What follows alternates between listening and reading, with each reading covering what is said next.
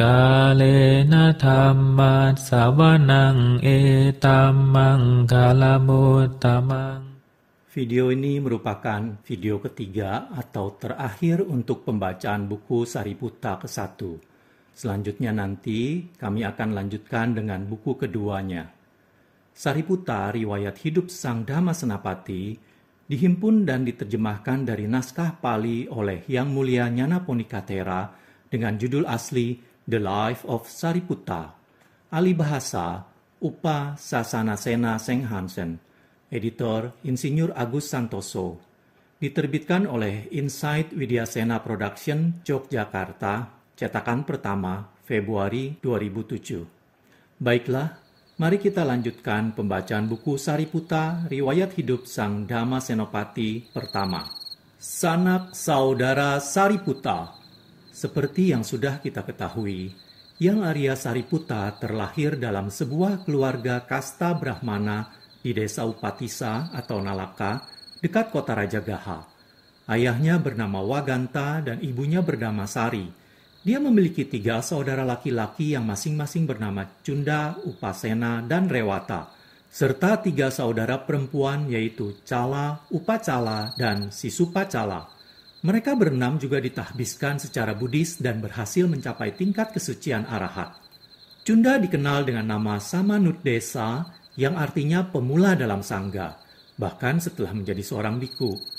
Hal ini bertujuan untuk membedakannya dengan Ayasma Mahacunda. Pada saat kematian Yang Arya Sariputta, Cundalah yang mengurusi prosesinya dan memberitahukan kepada Sang Buddha tentang kepergian Sariputta sambil membawa relik siswa utama itu. Kisah ini diceritakan dalam Cunda Sutta, sebuah uraian yang akan dibahas dalam bagian lain dari buku ini. Upasena yang kemudian dikenal dengan nama Waganta Putta atau anak Waganta sama seperti Sariputta yang berarti anak Sari. Dikatakan oleh Sang Buddha sebagai siswa yang terkemuka di antara mereka yang berkepribadian menyenangkan atau Samanta Pasadika. Beliau meninggal akibat patukan ular sebagaimana yang tercantum dalam Salayatana Samyutta Waga 7 Sutta 7. Rewata merupakan saudara laki-laki yang paling bungsu, sehingga ibunya berharap mencegahnya memasuki persaudaraan mulia dengan menikahkannya ketika dia berumur sangat belia. Tapi pada hari pernikahannya, dia melihat nenek dari calon istrinya, seorang wanita tua berumur 120 tahun dan menderita segala tanda penuaan. Saat itulah dia merasa jijik dengan kehidupan duniawi, kabur dari prosesi pernikahan dengan sedikit muslihat. Dia pergi menuju sebuah wihara dan ditahbiskan. Tahun-tahun berikutnya, dia sedang dalam upaya menemui Sang Buddha sampai akhirnya dia berhenti di sebuah hutan akasia, Kadirawana, dan ketika menghabiskan masa wasa di sana, dia berhasil mencapai tingkat kesucian arahat.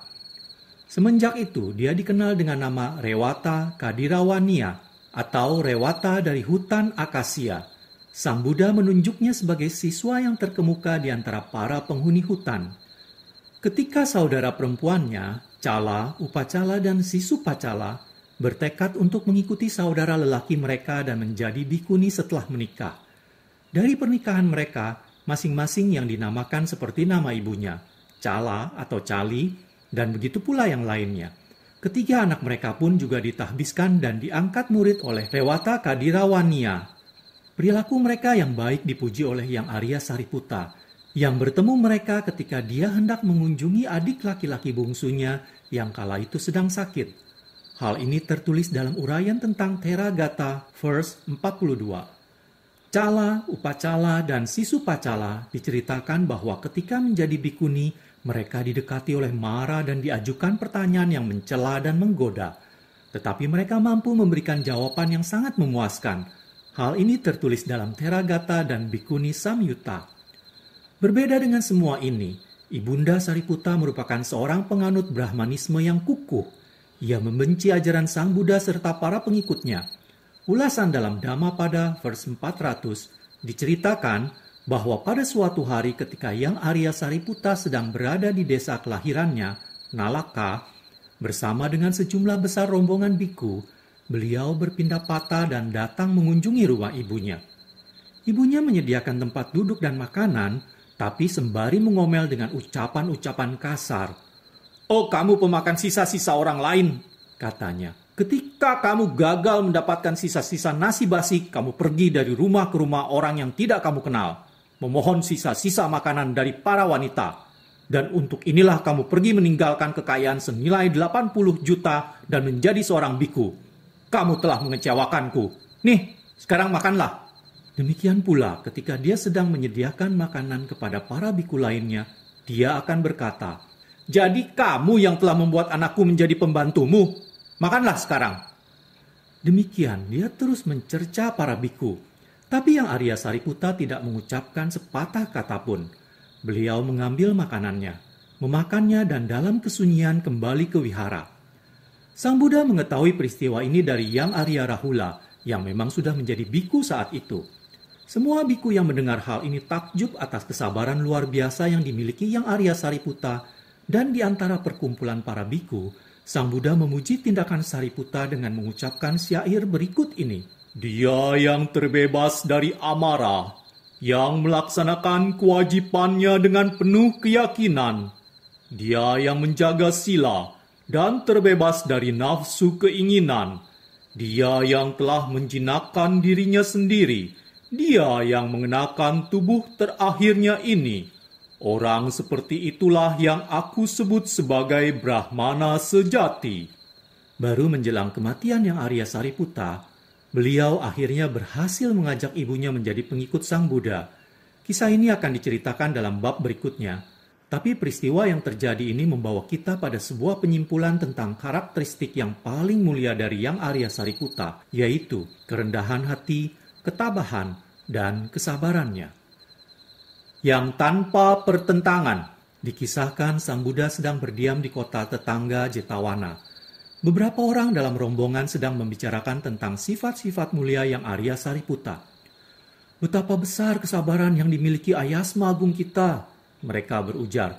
"Bahkan walaupun seseorang memaki dan memukulnya, tidak sedikit pun jejak kemarahan." "Siapa orang yang tidak pernah merasakan api amarah?" Pertanyaan ini muncul dalam benak seorang Brahmana, pemegang pandangan salah. Dan ketika serombongan orang itu memberitahukan padanya, "Dia adalah sesepuh kami, Sariputa," dia membalas, "Itu pastilah karena tidak ada orang yang pernah berusaha memancingnya marah." "Bukan demikian, Brahmana," mereka menjawab. "Baiklah kalau begitu, saya yang akan menyulut kemarahannya." "Sulutlah kemarahannya bila kamu bisa." "Serahkan padaku," kata si Brahmana. "Aku tahu apa yang akan kulakukan padanya." Yang Arya Sariputa saat itu sedang berpindah patah dan memasuki kota. Mendekatinya dari belakang, Brahmana itu memberikan pukulan keras pada punggung Yang Arya Sariputa. "Apa itu?" kata Yang Arya Sariputa dan hanya melihat sekilas ke belakang. Beliau kemudian melanjutkan perjalanannya. Api penyesalan yang mendalam muncul dari setiap lekuk tubuh Brahmana itu. Bersujud dengan sendirinya di kaki Ayasma, dia akhirnya memohon maaf. "Atas apa?" tanya Sariputa dengan lembut. "Atas ujian kesabaran yang telah saya lakukan padamu," jawab Brahmana itu dengan penuh penyesalan. "Baiklah, saya memaafkanmu."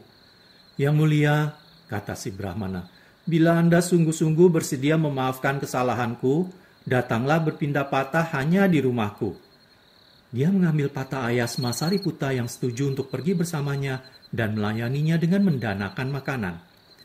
Akan tetapi mereka yang melihat penyerangan itu menjadi sangat marah.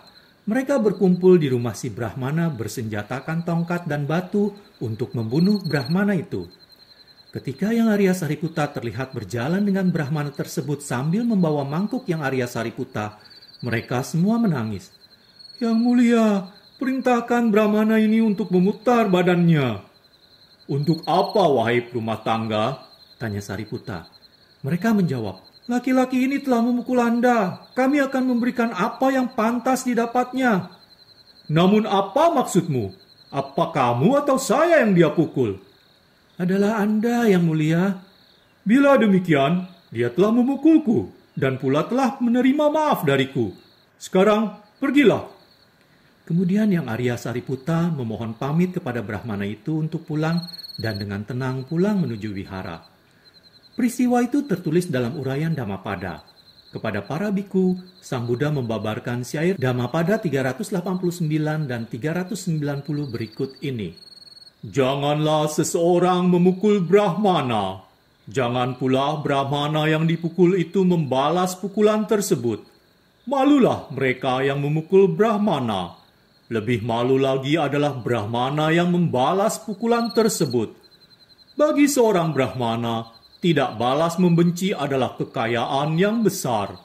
Apabila sebelumnya ia selalu merasa gembira dengan membenci orang lain, ini adalah perubahan yang sangat berarti. Secepat pikiran yang disertai kebencian menghilang, secepat itulah penderitaan juga akan menghilang. Dhammapada 389 dan 390. Kerendahan hati yang Arya Sariputta pun sebesar kesabarannya. Beliau mau menerima koreksi dari siapapun tidak hanya dengan kepatuhan, namun juga dengan penghargaan. Seperti yang dikatakan dalam uraian Dewa Putta Samyutta, Susima Sutta. Pada suatu ketika, akibat kelalaian sesaat, ujung bawah jubah yang Arya Sariputta terjuntai. Saat melihat hal itu, seorang samanera berusia 7 tahun memberitahukan hal itu kepada yang Arya Sariputta. Yang Arya Sariputta berhenti dan memperbaiki lipatan jubahnya dalam cara yang benar. Kemudian beliau berdiri sebelum samanera muda yang dengan kedua tangannya beranjali mengatakan, "Sekarang sudah benar, Guru." Terdapat pula suatu kisah dalam kitab pertanyaan-pertanyaan Raja Milinda yang menggambarkan tentang karakteristik yang Arya Sariputta. Mereka yang dalam kehidupan ini juga pada usia 7 tahun telah mencari perlindungan. Bila dia adalah saya akan menerimanya dengan rendah hati. Melihatnya, saya memberikannya ketekunan dan perhatian. Dengan rasa hormat, bolehlah saya berulang kali menempatkannya sebagai guru. Pada suatu kesempatan, Sang Buddha dengan lembut menegur Sariputta karena tidak membabarkan ajarannya kepada mereka yang sebenarnya patut mendapatkannya. Ketika Brahmana Dhananjani sedang terbaring menjelang kematiannya, dia dikunjungi oleh Sariputta. Sariputta menganggap bahwa Brahmana seharusnya tinggal dalam alam Brahma atau bersatu dengan Brahma dan mengajarkan kepada Brahmana Dhananjani cara untuk mencapai alam Brahma melalui Brahma Wihara. Hasilnya, seperti yang diperkirakan, Brahmana tersebut terlahir kembali ke alam Brahma. Ketika yang Arya Sariputta kembali dari kunjungannya, Sang Bagawa bertanya kepadanya, "Mengapa Sariputta, ketika masih ada hal yang lebih pantas dilakukan, kamu mengajarkan kepada Brahmana Dhananjani menuju alam Brahma, dan kemudian berdiri dari kursimu dan meninggalkannya?" Yang Arya Sariputta menjawab, "Saya berpikir Brahmana ini pantas terlahir dalam alam Brahma. Tidakkah seharusnya saya menunjukkan kepadanya cara untuk bersatu dengan Brahma?" "Brahmana Dhananjani telah meninggal, Sariputta," ujar Sang Buddha, "dan telah terlahir kembali dalam alam Brahma." Kisah ini yang dapat ditemukan dalam Dhananjani Sutta dari Majjhima Nikaya 97 menarik sebagai sebuah ilustrasi tentang ketidakpuasan kelahiran kembali dalam alam Brahma bagi mereka yang sesungguhnya mampu memutus lingkaran tumimba lahir. Walau terkadang Sang Buddha sendiri menunjukkan cara menjadi bersatu dengan Brahma. Sebagai contoh dalam Tewija Sutta, Sang Buddha melihat kemungkinan bagi Dhananjani untuk menerima ajaran yang lebih tinggi. Namun yang Arya Sariputta kurang dalam mengetahui keinginan hati orang lain atau lokiya abhinya, sehingga tidak mampu melihat kebenaran itu. Akibatnya, Dhananjani akan menghabiskan suatu masa yang tak terhitung lamanya di alam Brahma dan akan terlahir kembali sebagai seorang manusia sebelum akhirnya dia dapat mencapai cita-cita tertinggi, Nibbana. Yang Arya Sariputta juga menerima teguran lembut ketika beliau bertanya kepada Sang Buddha mengapa sasana atau ajaran dari beberapa Buddha di masa lampau tidak bertahan lama, dan Sang Buddha menjawab bahwa hal itu dikarenakan mereka yang tercerahkan tidak membabarkan banyak dhamma, tidak menurunkan disiplin bagi umatnya, tidak pula mengadakan pengulangan patimokkha. Sariputta kemudian berkata bahwa sudah saatnya bagi Sang Bagawa untuk menurunkan disiplin-disiplin dan patimokkha sehingga kehidupan suci dapat berlangsung lama.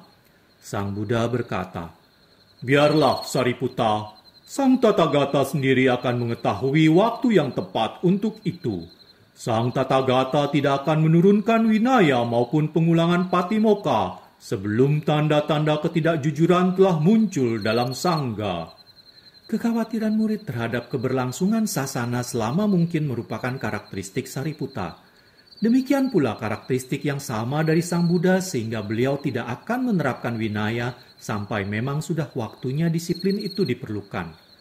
Beliau kemudian menjelaskan kepada Sariputta bahwa pada waktu itu pencapaian tingkat kesucian terendah dalam anggota sangga adalah Sotapanna.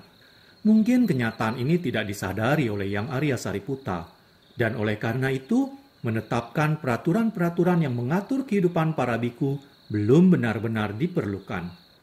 Cattuma Sutta menuliskan kejadian lain ketika sesepuh agung ditegur oleh Sang Bagawa. Sejumlah besar biku yang baru saja ditahbiskan, sebagaimana yang dikatakan dari uraian tersebut oleh Yang Arya Sariputta dan Yang Arya Moggallana, mendatangi Sang Buddha untuk memberikan penghormatan untuk pertama kalinya. Saat kedatangan mereka dibagi dalam 4 kelompok, dan mulai bercakap-cakap dengan para biku yang menetap di Cattuma. Mendengar hiruk-pikuk yang terjadi, Sang Buddha memanggil para biku menetap untuk menanyakan kepada mereka tentang keributan itu. Dan dijawab bahwa hiruk-pikuk itu disebabkan oleh para pendatang baru. Dalam naskah ini tidak disebutkan apakah para biku pendatang itu hadir saat itu. Tapi mereka pastilah berada di sana karena Sang Buddha kemudian menegur mereka dengan ucapan berikut. Pergilah para biku.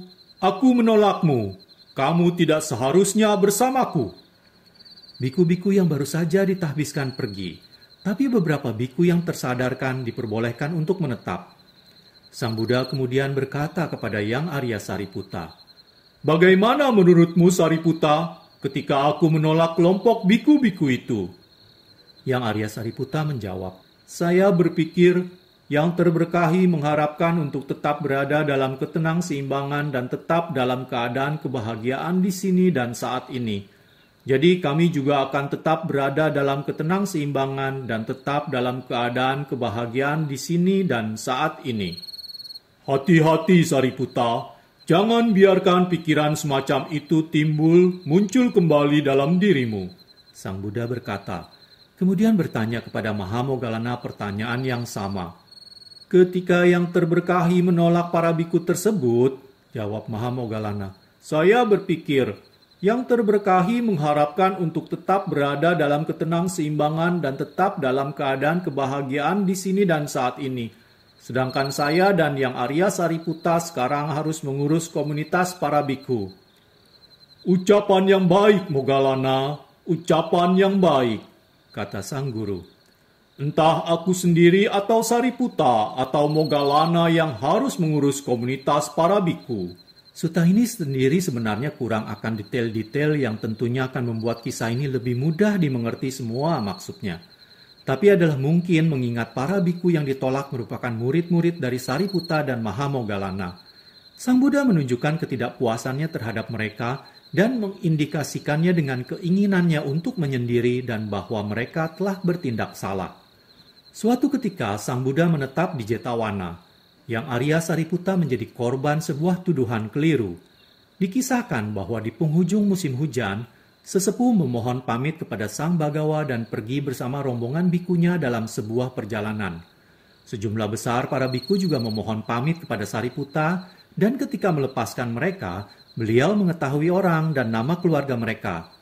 Di antara mereka terdapat seorang biku yang tidak dikenali pribadi maupun nama keluarganya. Tapi sebuah keinginan besar muncul dalam dirinya kalau siswa utama itu harus mengenalinya sebelum kepergiannya. Di dalam segerombolan biku, sayangnya, Yang Arya Sariputta tidak memberikannya perhatian yang dimaksud.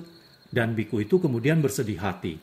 Dia tidak menyalamiku seperti yang dia lakukan kepada biku-biku lain. Pikir biku tersebut dan kemudian menaruh sakit hati kepada Sariputta. Pada saat yang sama, kebetulan Hemjuba sesepuh bersentuhan dengannya dan hal ini menambah rasa jengkelnya. Dia kemudian mendekati Sang Buddha dan menyatakan protes. Yang mulia, Yang Arya Sariputta tak diragukan lagi berpikir dalam dirinya sendiri bila aku adalah siswa utama. Memukul saya hingga hampir melukai telinga saya. Dan setelah melakukannya tanpa permintaan maaf dari saya, dia pergi melakukan perjalanannya. Sang Buddha kemudian meminta kehadiran Sariputta. Sementara itu, Yang Arya Mahamoggallana dan Yang Arya Ananda mengetahui bahwa sebuah fitnahan telah muncul, memanggil semua biku dan mengadakan suatu pertemuan. "Mendekatlah para biku," mereka berseru. "Ketika Yang Arya Sariputta sedang berhadapan mata dengan sang guru, dia akan meraung auman seekor singa." Dan demikianlah, ketika Sang Bagawa bertanya kepada Sariputta, daripada menyangkal keluhan tersebut, Sariputta berkata, "Oh Yang Mulia, seseorang yang tidak melakukan perenungan terhadap tubuh, tidak menyadari dengan penghargaan terhadap tubuhnya, orang seperti itu akan dapat menyakiti seorang biku lainnya dan pergi tanpa memohon maaf." Kemudian dilanjutkan raungan singa Yang Arya Sariputta. Dia membandingkan kebebasannya dari bibit-bibit amarah dan benih-benih kebencian dengan kesabaran ibu bumi yang rela menerima segalanya, entah itu bersih maupun kotor. Ketenangan pikirannya dengan seekor kerbau jantan dengan tanduk yang patah, terhadap pemuda candala si pengemis, terhadap air, api, dan angin, dan terhadap pembersihan atas segala kekotoran. Dia membandingkan tindasan yang dia rasakan dari tubuhnya sendiri dengan derita ular-ular dan mayat-mayat, dan pemeliharaan tubuhnya dengan penumpukan lemak dalam tubuh. Dalam 9 kiasan tersebut, dia mengutarakan nilai-nilai kebajikan dirinya. Dan 9 kali pula bumi ini berguncang menanggapi ungkapan kebenaran ini. Semua biku yang hadir menyaksikan terpesona oleh kekuatan agung ungkapan itu. Setelah Sariputta menyatakan nilai-nilai luhurnya, tekanan dan rasa penyesalan memenuhi seluruh tubuh biku yang tadinya telah menuduhnya dengan tidak adil. Dengan segera dia berlutut di kaki yang terberkahi, mengakui fitnahannya dan mengakui kesalahannya. Kemudian Sang Buddha berkata, "Sariputta, maafkanlah penipu ini. Bila tidak, kepalanya akan terbelah menjadi 7 bagian."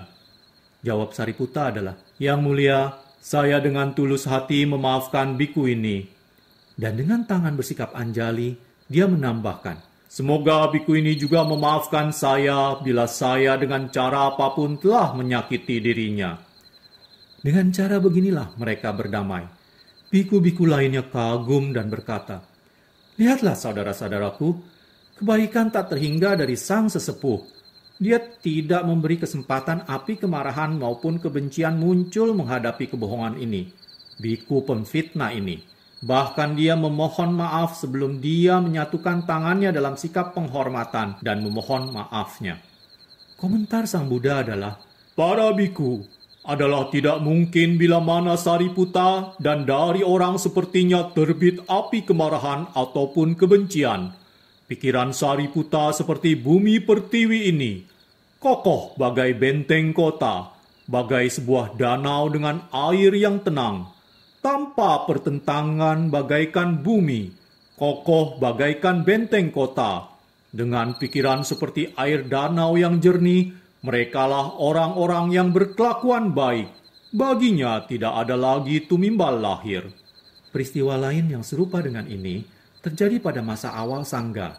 Tidak berakhir dengan bahagia karena si pemfitnah menolak untuk mengakui kesalahan yang diperbuatnya. Dia adalah seorang biku yang bernama Kokalika yang mendekati Sang Buddha dengan sebuah fitnahan terhadap kedua siswa utama.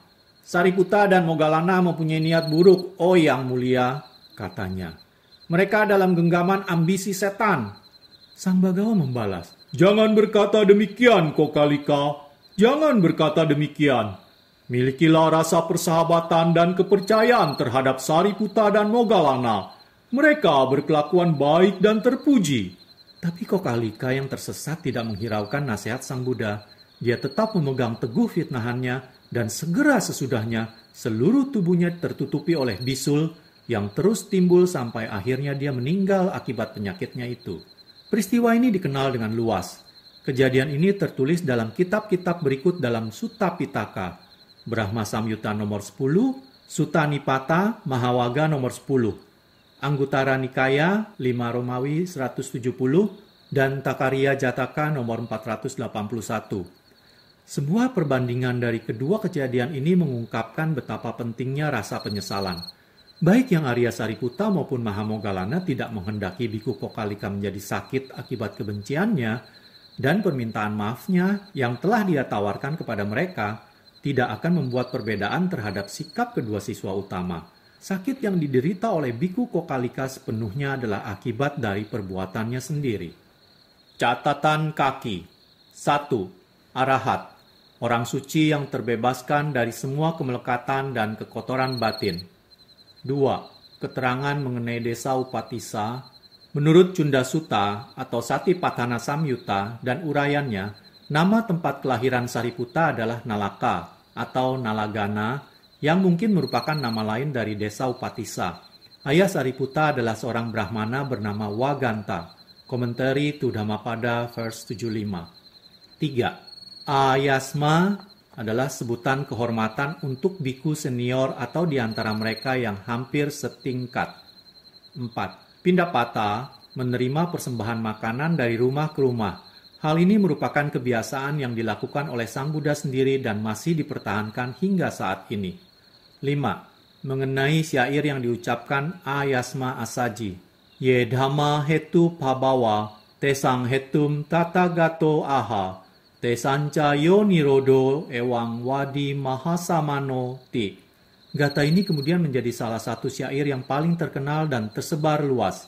Dipertahankan selama berabad-abad sebagai pengingat kontak pertama Sariputta terhadap Dhamma dan juga sebagai pengingat terhadap Asaji, arahat gurunya. 6. Pengertian duduk di antara 4 penjuru. 4 penjuru mengacu pada biku, bikuni, upasaka, dan upasika. 7.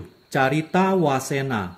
Ini mengacu pada jenis-jenis karakter seseorang atau carita seperti yang dijelaskan dalam Visuddhimagga chapter 3. 8. Saat Moggallana mengalami kelelahan dan kemalasan, beliau mendapatkan dorongan dari Sang Buddha.